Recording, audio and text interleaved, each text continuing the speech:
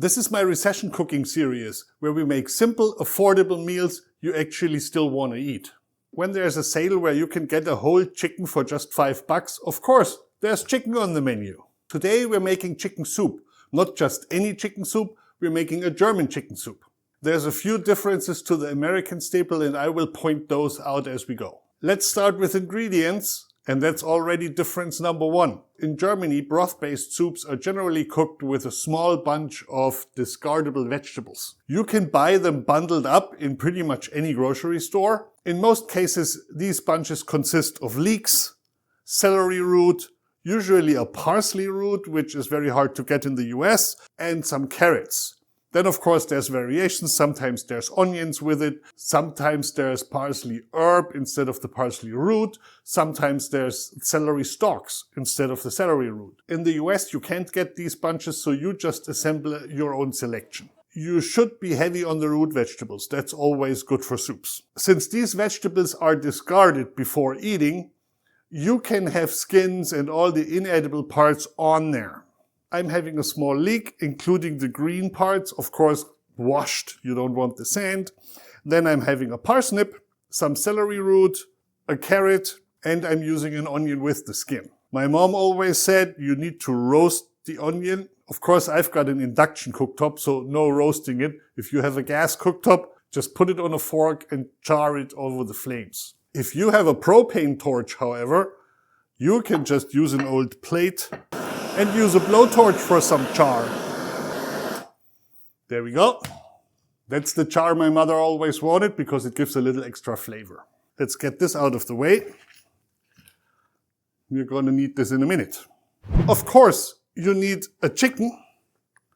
I've got an entire chicken here. I washed it. Yes, I washed my chicken. I do this in a bowl, not under running water. That way you avoid the splatter and you get all the chlorine and stuff from the processing off. I collect bones and stuff when I have other cuts of chicken. This used to be a split chicken breast.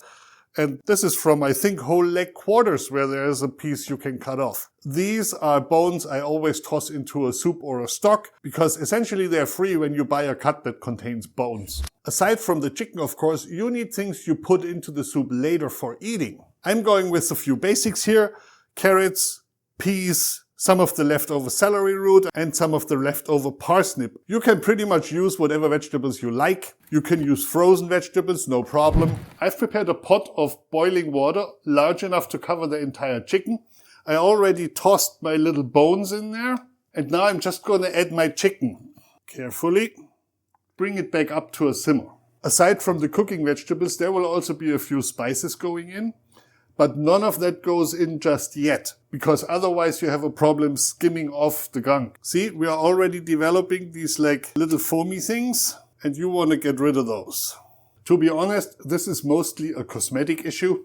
So if you're in a pinch and you don't want to stand here for 10 minutes, just don't skim it off. It will cook out for the most part, and you will just end up with a not perfectly clear broth. As you're approaching a boil, go down with the heat slowly. You don't really want this to boil. You want this to just barely simmer. There, we are up to temperature.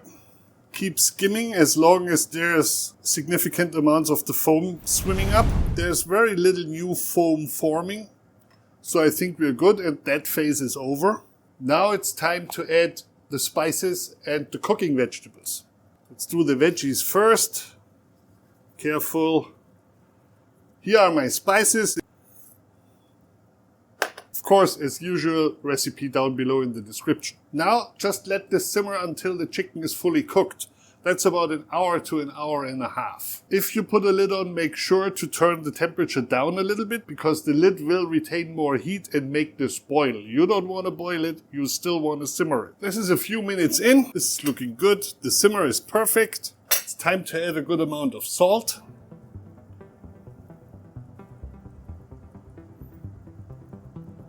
We're about an hour out from being done, so just cover it back up again and let it simmer. Oh yes, this is looking good. Let's quickly finish this, pull out the chicken and pour the rest through a sieve. Get rid of all the large pieces. And then just strain it.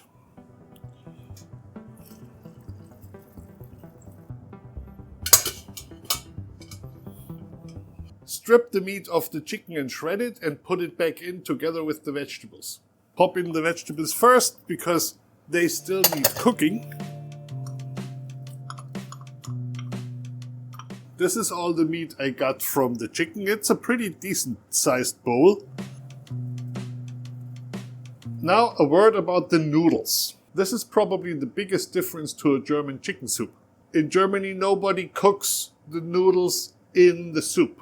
It just creates a horrible starchy soup and it makes mushy noodles. Usually in Germany, you use a very thin noodle specifically made for soups. Of course, you can use whatever noodle you like. Personally, I like rice in the soup like this. All that said, do yourself a favor and cook the starch separately. Add it to the bowl before serving. Grate a little nutmeg over this when serving. That makes an excellent little twist. And there you have it. Chicken soup, German style, tasty, affordable and very easy to make.